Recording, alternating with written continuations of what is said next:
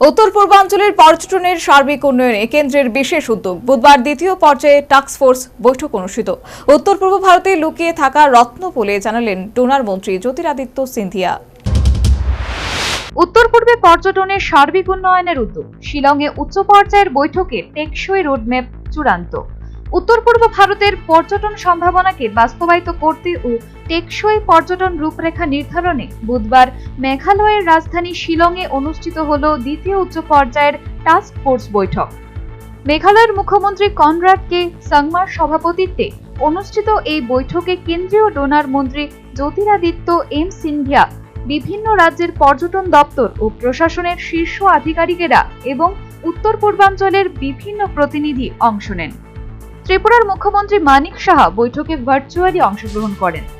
বৈঠকে উত্তর পূর্বাঞ্চলের পর্যটন সম্ভাবনার পূর্ণাঙ্গ সদ্ব্যবহার, আন্তঃরাজ্য পর্যটন সংযোগ সশক্তিকরণ, পরিবেশ বান্ধব অবকাঠামো নির্মাণ এবং স্থানীয় জনজাতিদের জন্য টেকসই উপার্জনের সুযোগ সৃষ্টি নিয়ে বিস্তৃত আলোচনা হয়। ডোনার মন্ত্রী জ্যোতিরাদিত্য সিন্ধিয়া বলেন, উত্তর পূর্ব ভারতের লুকিয়ে থাকা রত্ন। এখানকার অপার প্রাকৃতিক সৌন্দর্য, বৈচিত্র্যময় সংস্কৃতি ও ঐতিহ্যকে কাজে লাগিয়ে এই অঞ্চলকে দেশের অন্যতম আকর্ষণীয় পর্যটন গন্তব্যে রূপান্তর করা সম্ভব। মুখ্যমন্ত্রী সাংমা জানান, শুধুমাত্র পর্যটন নয়, এই খাতের বিকাশের মাধ্যমে স্থানীয় বাসিন্দাদের কর্মসংস্থানের পথও সুগম হবে। তার কথায় পর্যটনের উন্নয়নের পাশাপাশি পরিবেশ ও সংস্কৃতির সুরক্ষার বিষয়টিও অগ্রাধিকারে রয়েছে।